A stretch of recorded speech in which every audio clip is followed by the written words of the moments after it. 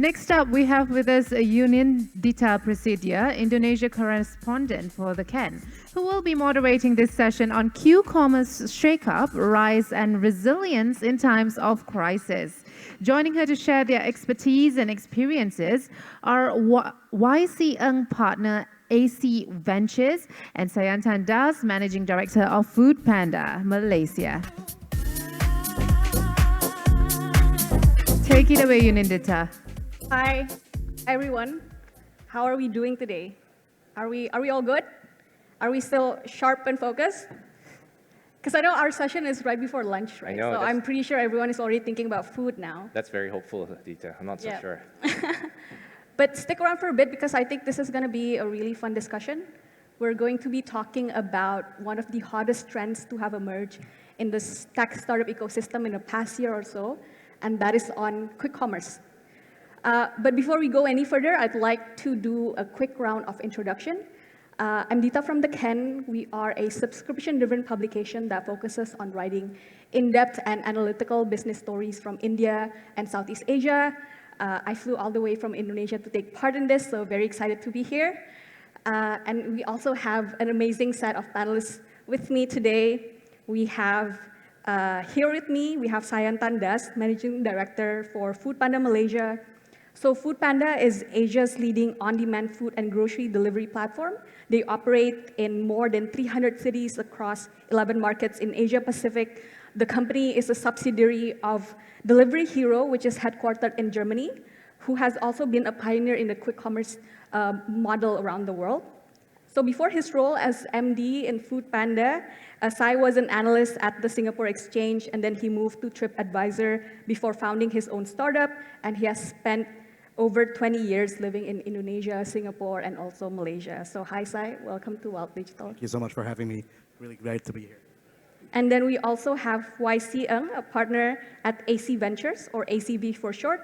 So ACV is a leading Southeast Asian venture capital firm investing in early-stage startups.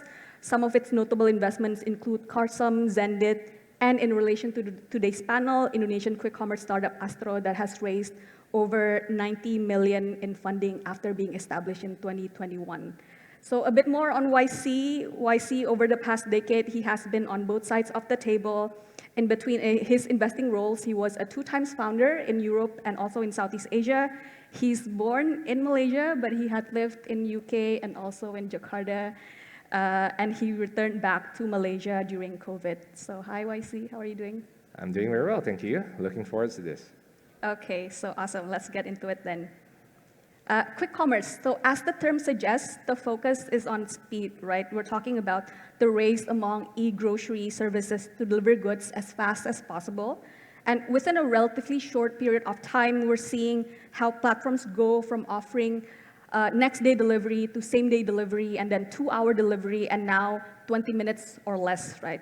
So we'll be discussing about how these platforms make the model work and why there's so much hype around the model and what are its challenges. So I want to start with how this all started. Sai, Foodpanda is one of the earliest companies to launch and scale the quick commerce model in Southeast Asia. Can you share what got you interested in the quick commerce model? What was your conviction back then, and how has that conviction changed over time? Sure, I think that's a great question. So Foodpanda traditionally has been known for food delivery. And we've now been in this business for close to 10 years in different parts of the world.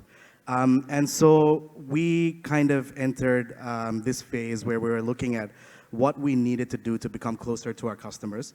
And we analyzed, what is it that would ensure that the key objectives of the business were upheld, and that would include, customer retention and customer satisfaction. And so we figured that we needed to do something to get closer to the customers. I mean, we had already spent about half a decade in food delivery, but we knew that there were still missing pieces in the puzzle to really become, the default go-to app when it comes to delivery. And so when we analyzed what was missing, we looked at adjacent business opportunities, and we felt that grocery deliveries in particular was very interesting for us.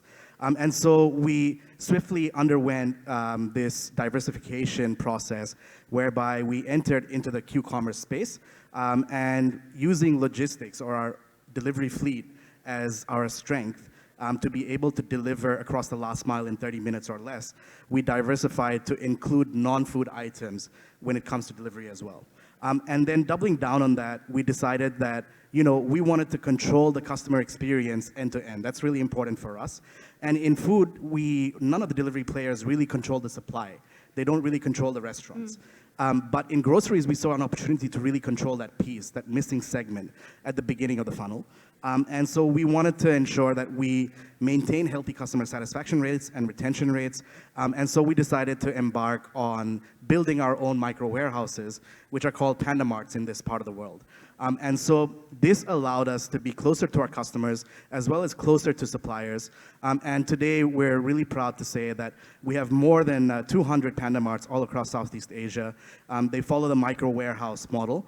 And we're allowing opportunities and enabling micro entrepreneurs to even list on these Panda Marts so that these products can be delivered to customers. And so it's really bridging the gap. We remove the intermediary, and we really give customers a new experience. And that's how we got involved in this. Got it, got it. My next question would be for YC.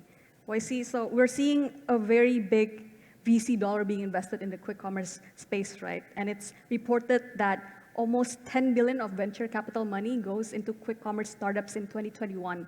So I'm just wondering, what's driving venture capitalists to pile into this new model? Can you share a bit with us the thesis for quick commerce model and also for Astro? Sure. So maybe what I'll do is I'll start from a macro perspective, and then I'll dive into the micro. So if you think about retail, 50, 100 years ago, what retail looked like was like if you go to Jalan Kebun Jeruk or like maybe Petaling Street in Malaysia, you'd have a street with like a convenience store, an electronics store, a grocery store. And as a result, it's extremely fragmented. That's phase one. Phase two is really the sort of centralization of that, where you had like supermarkets, hypermarkets, you had a Tesco's, you had a Carrefour, you had a Ranch Market, and so on and so forth. So as a consumer, instead of going to like 5 different stores, I go to one single store and I'd be able to access that. Phase three, which we started seeing maybe about 2 decades ago, was more like e-commerce. You think of like Flipkart, Amazon, Tokopedia, Shopee, and so on and so forth. And the key thing around these channels was that it was very front-end facing, but you'd see a huge disconnect on the back end. Anything to do with logistics, supply, procurement, so on and so forth. But it was a very easy way for consumers to get in touch with the product online.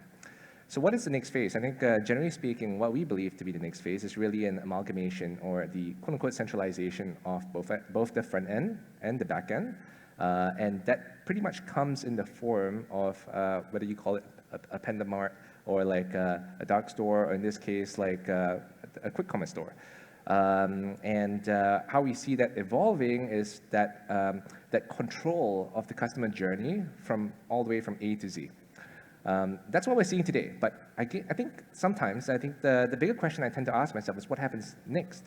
What happens as you build a business that effectively is an infrastructure business that starts to sprawl across perhaps a city or a country, perhaps?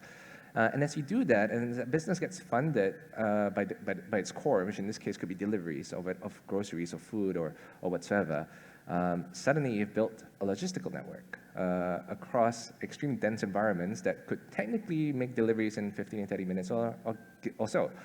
And what are the things that unlock as you build out that network? So from a macro perspective, I think that's really been driving the thesis globally. From a micro perspective, I think what we've really seen is that this thesis was there pre-COVID.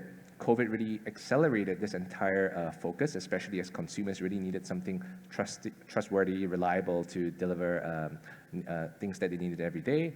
And I think we were extremely lucky that like during the time, I think it was now it's 2022, 2021, we were extremely fortunate to chance upon a group of extremely talented young individuals. 5 co-founders. One of them was the VP of product at Tokopedia. Someone else built like Tokopedia official stores from scratch, from zero to hero. We had team members who were extremely effective experts in terms of procurement, SKU management, assortment, logistics, warehouses, and so on and so forth. And we felt that was extremely timely, and that answered the why now question, and that basically paved the way for us. Got it, got it. And let's talk about traction now. I want to know how you're doing, Sai. What kind of growth are we seeing today? So I can talk from a delivery hero perspective and maybe localize this a little bit. But right now in Malaysia, we have more than 60 Panda Marts all across the country. From a delivery hero perspective, contextualizing is as part of the group, we see that GMV for our quick commerce segment has actually grown by more than 100% year on year. And right now our GMV is scheduled to touch around 1.6 billion annualized for this year for the whole group. And we also see that this constitutes about 4 to 5% of the overall group GMVs all across the world. So needless to say, this is a very fast-growing space. And we're really, really excited about the prospects. And of course, from a Malaysia perspective as well, and within Southeast Asia, we're looking at how we can really make sure that we blitzscale this business, because we feel that the faster we move here, the more gains there are to be had. And so in Malaysia alone, we're looking at around 100 plus more stores in the next 2 years. Okay. Let's bring some tension to the conversation. So multiple quick commerce startups around the world have folded, and many have laid off workers en masse, right? So Europe's Gorilla laid off 300 employees and exited 4 markets. In May, we have Turkey's Getir laid off 4,000 people in the same month, and then Pakistan Airlift shutting down in July. But it seems like what I find kind of interesting, the Southeast Asian startups are not abiding by the same trend. I'm just curious to know, why is it that the investor in Southeast Asia is seemingly unaffected by this global development? Why are we still seeing a lot of faith in quick commerce in Southeast Asia? So maybe I'll give a stab first. I think, firstly, that is not a phenomenon that is limited to maybe the US or Europe, and in this case, Southeast Asia. I think it affects all industries, it affects all sectors. I think, like, from a macro perspective, is quite broad in that sense. I think maybe to double click on that briefly, quick commerce as a sector, I think in Southeast Asia actually was slightly late to the party. So that effectively started maybe about mid-2021. And I think the truth is what we really saw back then was that we only saw like maybe 1 or 2 players start the market. A bunch of them entered like accelerators and consequently had to take about a 6 to 8 month period to take off or raise funding and then grow, especially from the startup scene. And consequently, what we really saw is, from a timing perspective, they entered a time where it was relatively early in their cycle, and consequently, because they were relatively early, or rather they came late, they weren't hit hard by that big shift, paradigm shift between 2021 and 2022, and that's where we are today. But maybe Sai, you have a different perspective on that.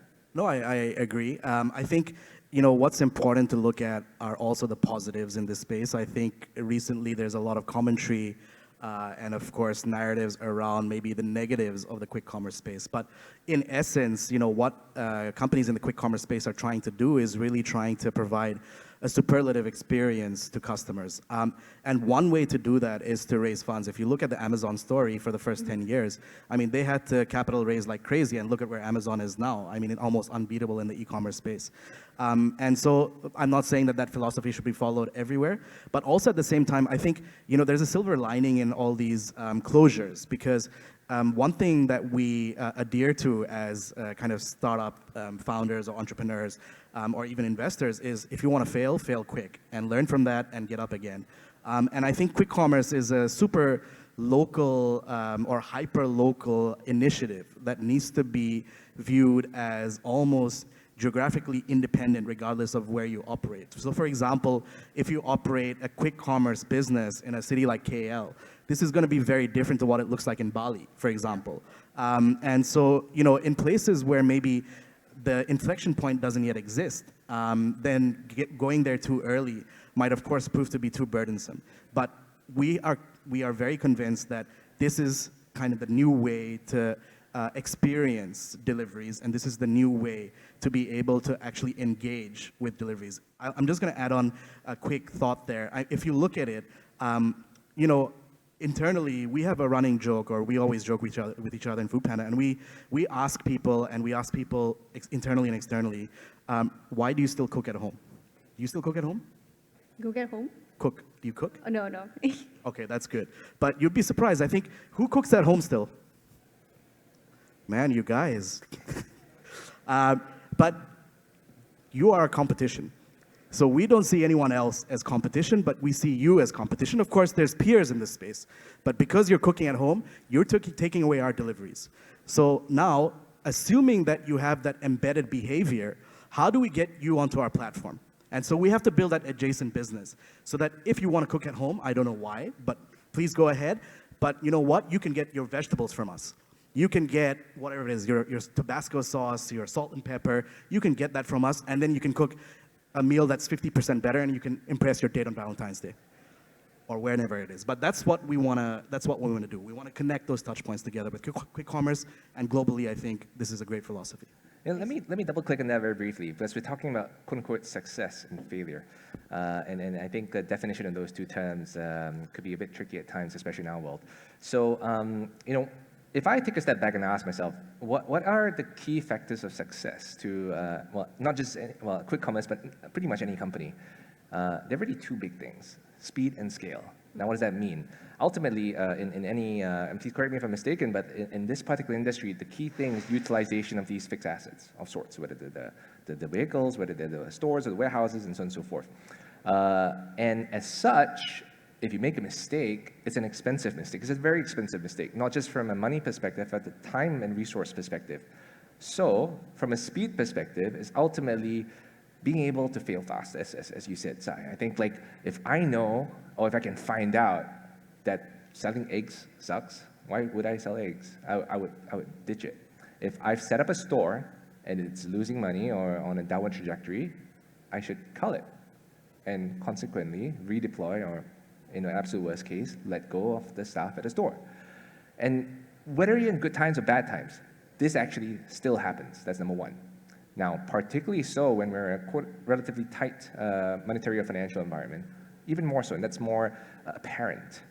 But in either case, whether in good times or bad times, a good company should be doing all those matters or taking all those steps in order to win.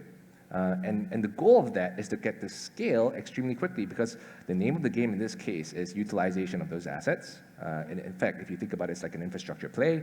And if we are not able to do that efficiently or extremely quickly, you bleed. So to that point, I think the companies that are taking the hard steps today or as early as possible are doing the right thing. Is not easy, but it's a necessary part of survival in that sense, regardless of whether they're good times or bad. Okay, so we've established that quick commerce is a really asset-heavy play, right? Okay, so where do you actually make margins? Is there room for us to be a profitable business? Typical for the investor to look at the startup.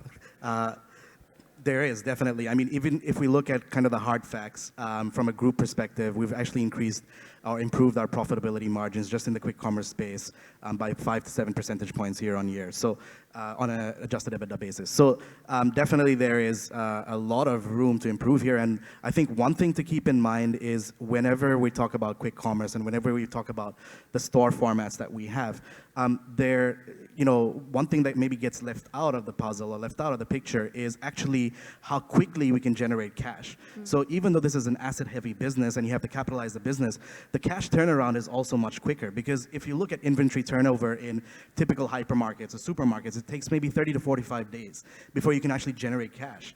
But in our business, it's around 7 to 14 days. And so we can replenish stock much quicker, and we can also then increase volumes and increase retention rates much quicker. So from an operational perspective, we are actually in a very healthy position to be able to redeploy whatever cash we're generating into the business. Of course, it's a capital-heavy or an asset-heavy play, as you mentioned, but to get the payback on that is not going to take as long as a supermarket would take. And that's because we really try to optimize the real estate that we work in, and we try to optimize and use and leverage every single inch, whether it's vertical or horizontal within that space. And that really gives us that power of margins. And we also try to deal directly with the supplier, and that means that you get rid of the intermediary in between. And so that gives you also pricing advantage or margin advantage. So there is margin power in this business, but it is still a very, very new business. I mean, it's only been around for 2 to 3 years in this part of the world. So I think, we still need a little bit more time, a little bit more runway to be able to prove that. Yeah. Maybe for the audience's benefit, I think So when we talk about margins, margins between different industries differ greatly. I mean, so from a SaaS perspective, maybe you're talking about gross profit margins of like, I don't know, 70, 80% for a great company. I think when we talk about retail, or maybe supermarkets, or even like Walmart, you could be earning like 1% and making good money, depending on how quickly you turn around inventory, or how efficient you are with cash, and so on and so forth. So maybe just to double click on like some practical evidence in terms of what we're seeing in the market from the investor lens or landscape. What we're generally seeing is that, firstly, early cohorts or early vintages of stores are increasingly profitable. I think that's an extremely encouraging sign. So generally speaking, if I just launched a store yesterday, utilization is relatively low, and as such, it quote unquote bleeds from that perspective. But stores that have relatively matured or that have yet to cull are showing very strong signs of healthy financials. More importantly, I think other metrics that we're seeing, without specifically giving numbers, is that retention rates are extremely high.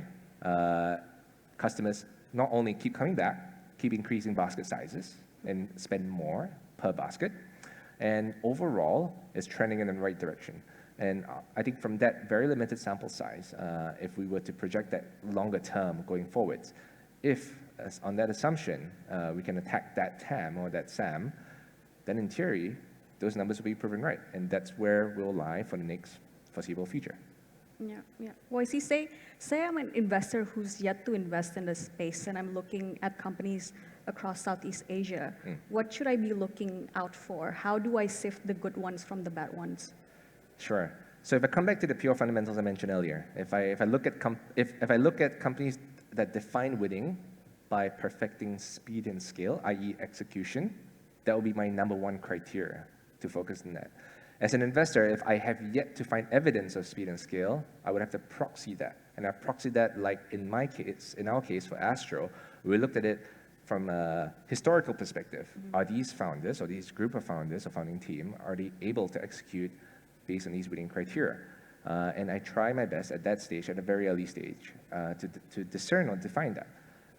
Ideally, if I'm a later stage investor and I have those proof points, let's say it's post-seed, Series A, Series B, and so on and so forth, then I would have more quantifiable metrics in which I could be able to make that decision. Long story short, that's how I would approach it. Yeah, yeah. So one of the good signs you mentioned is that customers are increasing their basket sizes, right? I just wonder if customers are increasing their basket sizes and are picking up more items in one go, does that mean like the amount of time that it requires for you to deliver gets higher as well? Sai, what's your thoughts on this?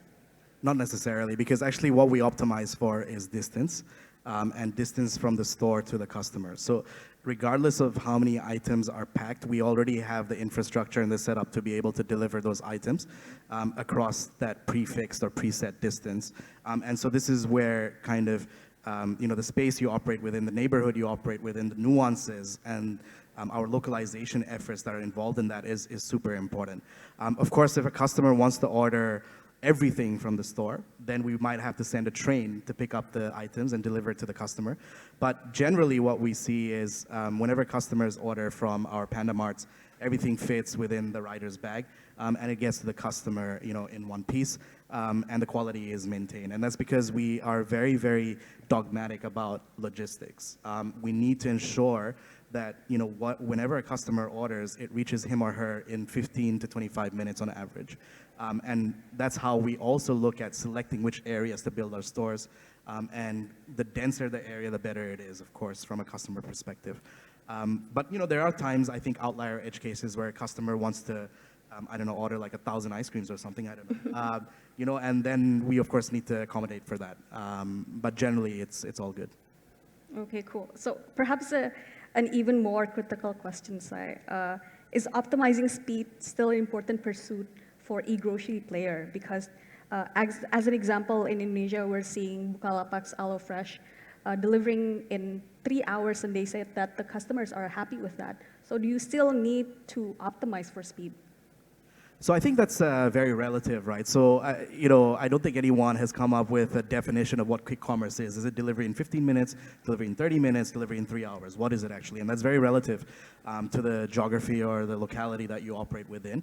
But what we know for sure, and this is where really data and analysis comes into play, is, you know, for quicker deliveries, reorder rates increase exponentially. So if, let's say, you deliver in 10 minutes or less, you know, the customer is twice as likely to come back to order again. If you deliver in 15 minutes or less, the customer is maybe 1.5 times more likely. So the quicker you deliver, the reorder rates increase and the frequency rates increase. So from that perspective, we believe that, or we have this philosophy that the quicker we deliver, the better experience it is.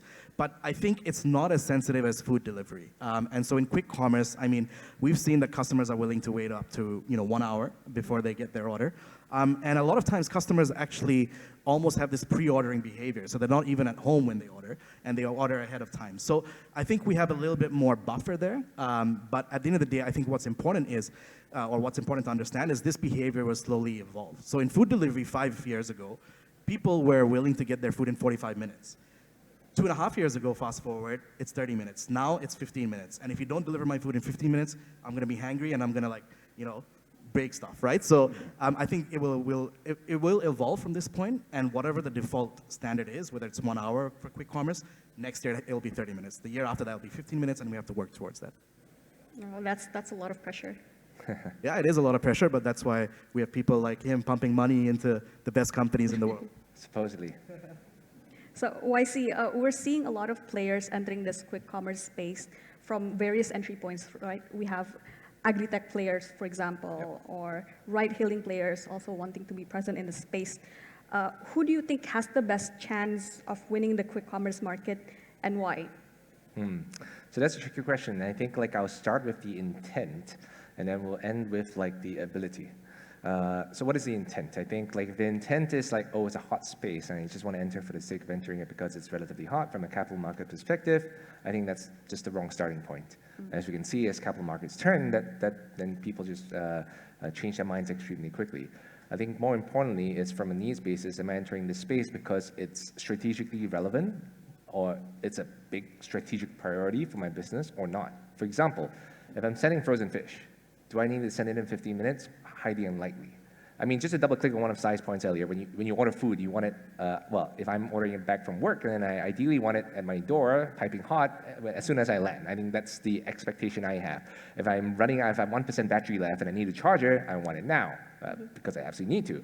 But if I'm buying, let's say, general fashion, general electronics, I tend to not need it in 15 minutes unless it's an emergency. So what we see in Jakarta, for example, is that intra-city type deliveries, if I'm getting the definition right, tend to not require immediacy.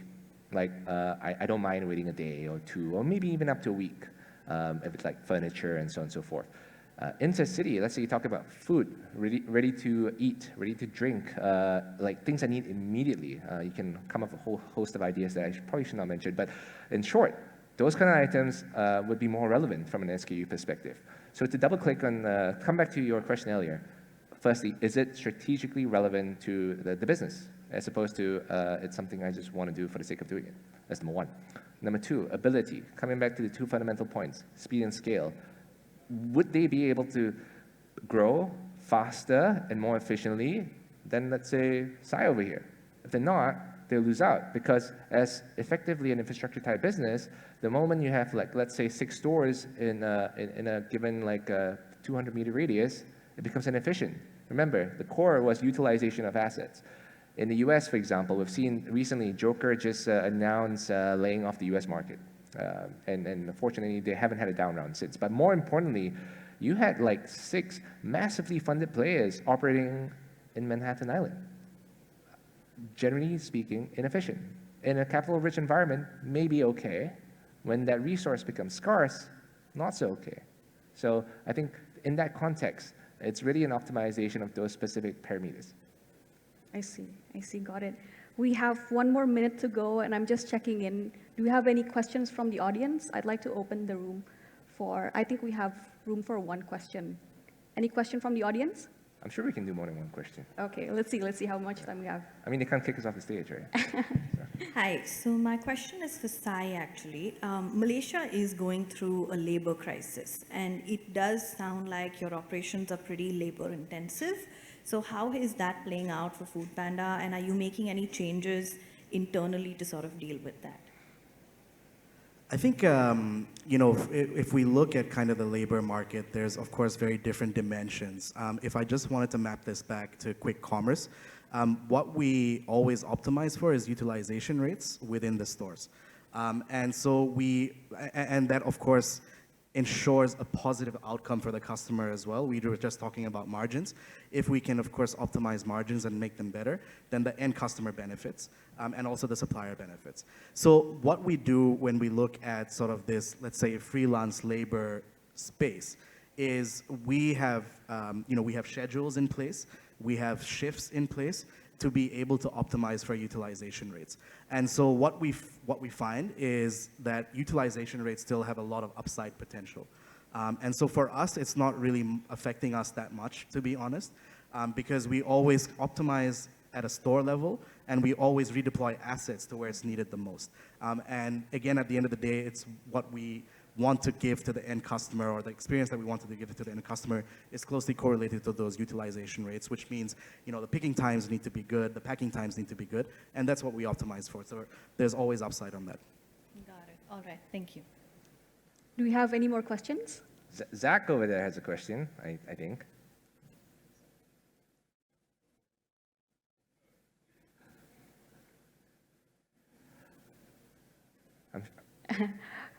Okay. Unfortunately, our time is up. That's it. Thank you so much, YC. Thank you so much, Sai. This has been a fun discussion. Real pleasure. Thank you very much. Thank you so much. Thank you so much for such a fantastic share at yet another first half of the day. That's so brilliant. Thank you so much, guys. Such a great lineup of speakers. A quick reminder, there will be a special MDEC pitching session, the Frontier Founders 2022. You're all actually welcome to watch the session, but be mindful that this will be on a first-come, first-served basis. It'll be happening at Level 6, Perry Room 2, and registration starts at 2:40 p.m. and the pitching time will be for an hour from 3 to 4 p.m. Now, before we move on to the next half, it's time for food. Please enjoy your networking lunch and for the next hour, and kindly return to this hall in 10 minutes before 2 p.m. as we will be starting on time. See you all. Bon appetit.